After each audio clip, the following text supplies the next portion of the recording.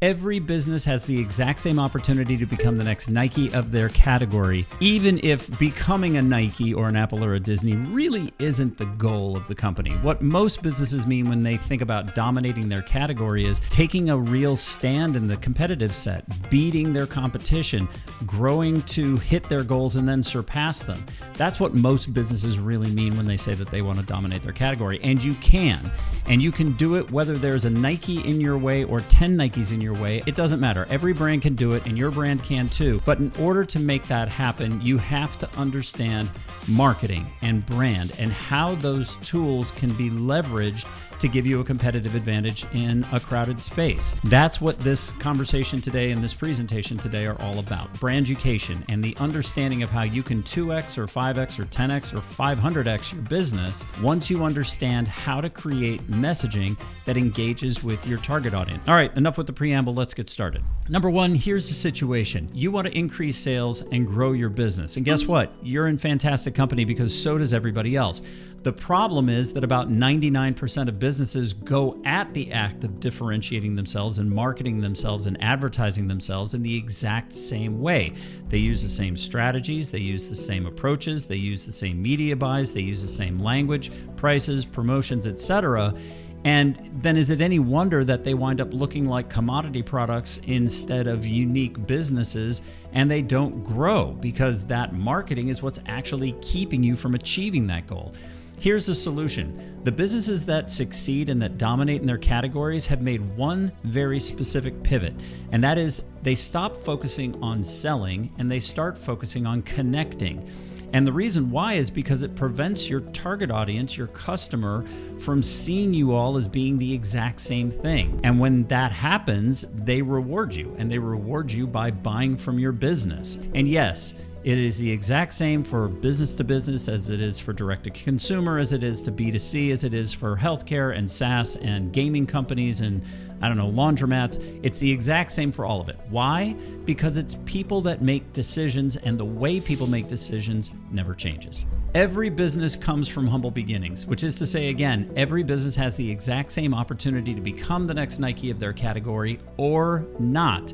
It's a choice. The way that you message and communicate is a choice. You're going to hear me talk about this a couple times today because it is so incredibly important that you truly understand that. Just doing a quick walk around the block, this is what Apple used to look like back in the day. This is the first computer that they sold. I know, a far cry from the iPhones and such that we all rely on today. Here's Jeff Bezos sitting back in the original Amazon office trying to get people to buy books from him. And this is the car that Phil Knight used to sell shoes back before Nike had a home office. But somewhere along the line, each of these businesses learned to do something their competition didn't. And what I'm talking about is branding, or more specifically, strategic storytelling. And what I mean when I say strategic storytelling is the role that purpose-driven marketing plays in business growth and success. And it's easily one of the most misunderstood concepts in the world today. And that results in literally billions of dollars, yes, billions with a B, of wasted messaging that achieves nothing. Now, let me help put a face on what I mean by that, just so you understand how big this problem is. In 2024, we spent $515 billion just in the United States alone on marketing and sales, okay?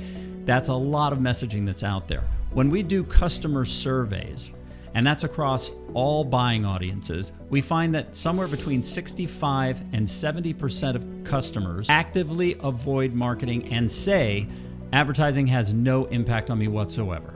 Now, when we do behavior studies, we find the exact opposite. In fact, over 90% of customer buying behavior is directly attributable to the things that they see in media. So what is it that we're really learning here? Well, what those customers are telling us in that 65 to 70% group is so much of the marketing that's put in front of them is so self-serving to the corporation, so banal, so dumb, so just irrelevant to them that they refuse to pay attention to it. They would rather swipe or change a channel or walk out of the room or get potato chips than they would to listen to, watch, or engage in any way with the content that you've worked so hard and paid so hard to put in front of them.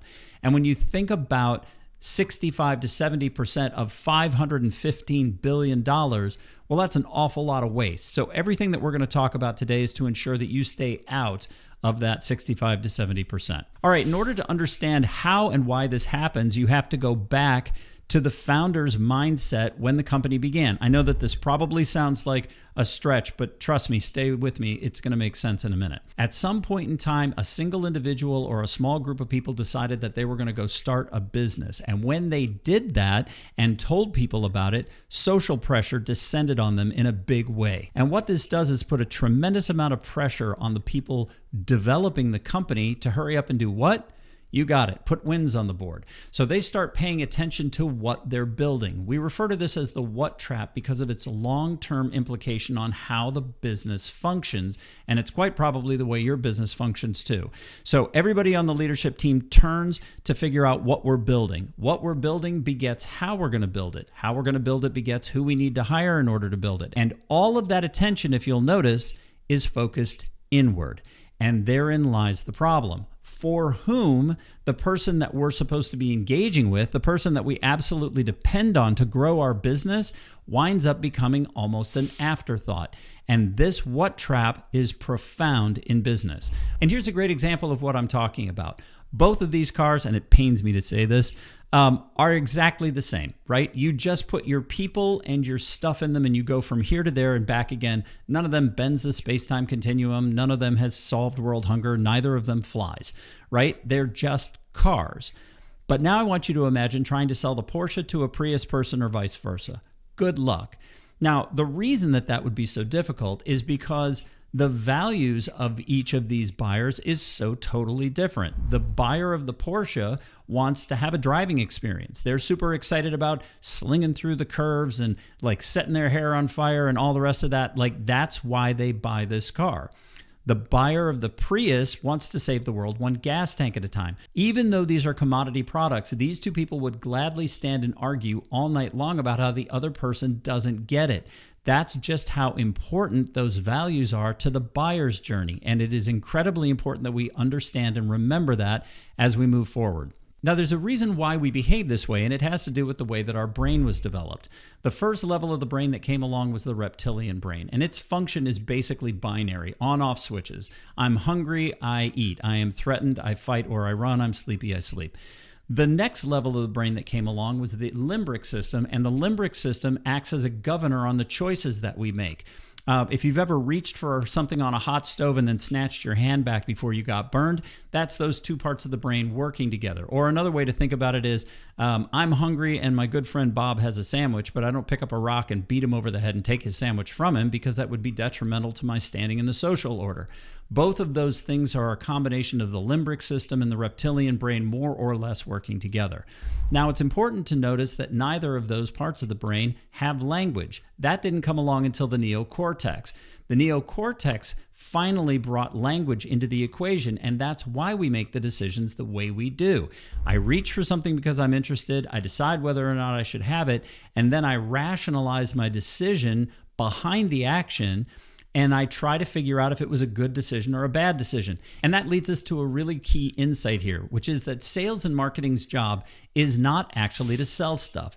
Let me say that again for the people in the back. Sales and marketing's job is not actually to sell stuff. In fact, sales and marketing only has one responsibility, and that is to get people to give what we refer to as the emphatic hell yes.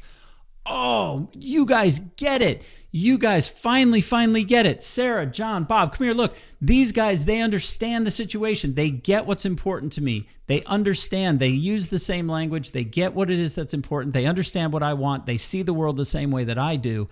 And that's exactly why we want to be with them.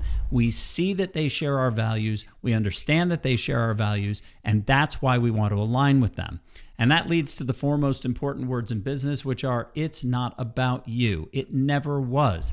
It's only about changing our target audience's emotional state for the better in some way, shape, or form. Your business, my business, every business in the world is nothing more than a bridge from where your customer is today to the place they're trying to go to. And the more that we show how we can make that happen, or the more we show the desire to make it happen, or the more we show that we understand anything about that, the more that they connect back with us. Now, the businesses on the right understand this, and as such, they far outperform the businesses on the left. In fact, each of them dominates their respective categories. Now, it's not to say that the businesses on the left aren't making money or doing well. They are. But the point is, the businesses on the right know how to incorporate story, and as such, they outperform the businesses on the left by multipliers.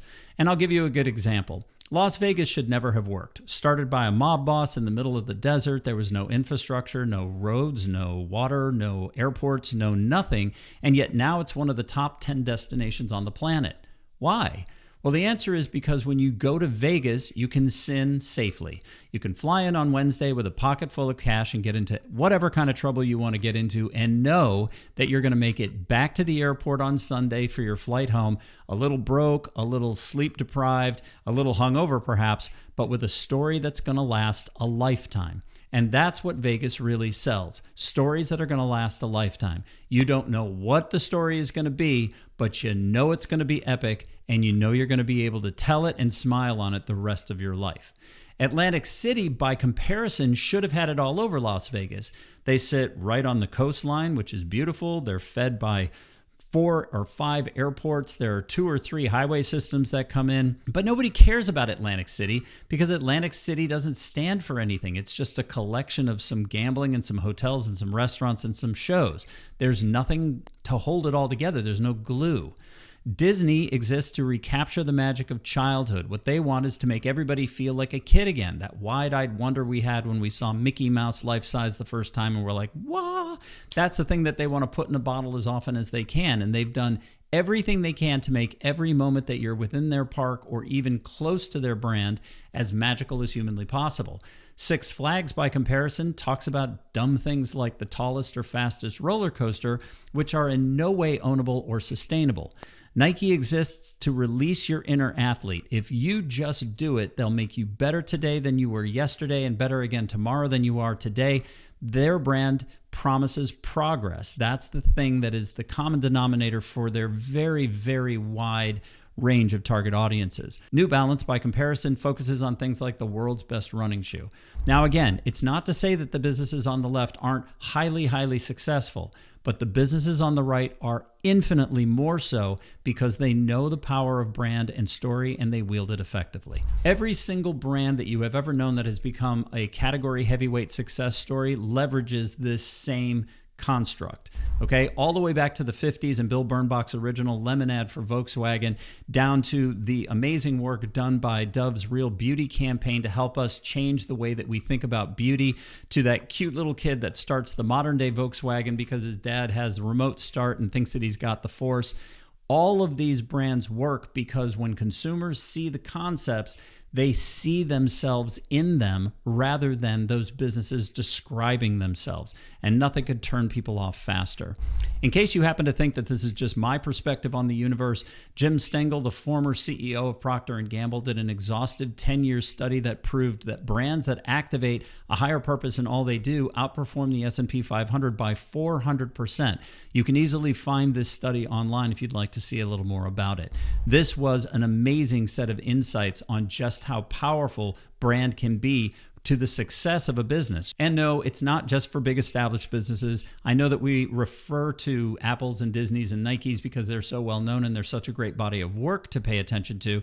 But the truth of the matter is you don't have to be a big brand to succeed this way.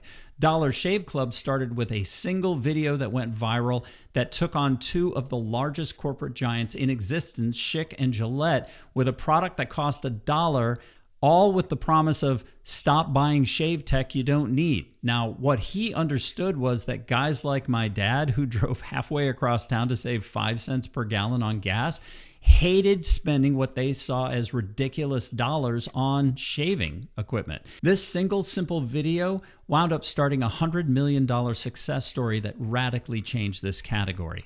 If you haven't seen this, this is 2.5 minutes of maybe the funniest video I've ever seen in my life for Poopery, a brand that makes bathroom visits a little more enjoyable.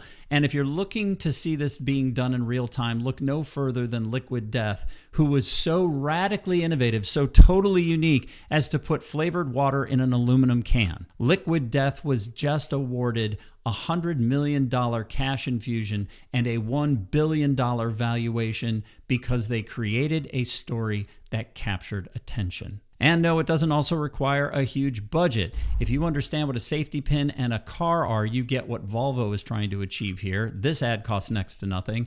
And my all-time favorite ad, you in the minivan, how long you in for Harley Davidson. Now this ad is 20 plus years old and it's just as relevant as it is today, not to mention the fact that it breaks virtually every rule of marketing and advertising. You do not see the product, you do not see the people, there's nothing to go by, and yet it is incredibly relevant on every level because we know as people that you want to be the person on the bike and not the person sitting in the minivan.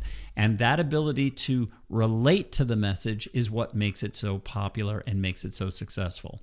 What makes this kind of advertising work is the combination of big idea and visibility. Now remember, $515 billion a year in media is purchased each year, right? Visibility is not the problem. And 65 to 70% of people openly shun, move away from, and ignore marketing in all of its forms, even at that high level. What's missing from the equation is the big idea. When you have a big idea plus visibility, really big things start to happen. This combination is impactful because it's flexible. We know what story we're telling and we can iterate on it again and again and again. That makes campaigns sustainable, which ultimately makes them memorable to consumers, which ultimately makes them repeatable, which you read as profitable. So the more that we rely on this structure, the better the result is for your business. The big question is, why aren't more businesses following suit? Well, there's two answers to that we have to pay attention to. The first one is, it's just not taught well. MBA programs tend to prioritize the business performance over the target audience engagement. And as such, business leaders everywhere, MBA programs everywhere, walk out of college horribly undereducated about how to write any kind of messaging that's relevant to an audience. Second, everyone is overwhelmed. The brand, the client, the customers, the consumers. Everybody is trying desperately to shove 15 pounds a day into a 5-pound sack, and they're swamped. On top of that, it used to take about 7 touches for any brand to be able to convert someone into a customer. Now that number's more like 24. It's just harder to make a decision now. If you aren't saying something relevant and able to catch their attention right off the bat, you might as well have just burned that marketing money because you're going nowhere. When brands don't have a clear story to tell, they default back to what they know, which is tactics over strategy. Unfortunately, this is the worst possible place you can go because that's a race to becoming a commodity. But we have a better product, we have better people, we work harder, we care more. We just need a few more sales. Listen, if you or anybody on your team is saying this, you're already a commodity because every business in the world believes this, because every business in the world has got a group of people around them that is telling them that it's true. Every business in the world has a group of faithful loyalists that send them testimonials talking about how magnificent their product is, and every business and their team believes it. And because they do, they truly believe that they have an advantage when they go into marketing. And that's why everybody is so reliant on, if we just tell them that we're great, and if they just try our product even once, they're going to know. But that kind of messaging and marketing will never get them to convert. Your business has a super brand hidden inside just like every other business does. And now you're ready to begin the journey of discovering your own story because you understand some of the vocabulary and the structure necessary to start building a story that connects with customers rather than tries to sell to them. If you find that you would like some assistance in building your story, we would love to help you. Visit us at brandbosshq.com to learn more about our agency or to schedule a discovery call. Thank you so much for your time today. I really hope we have an opportunity to talk soon.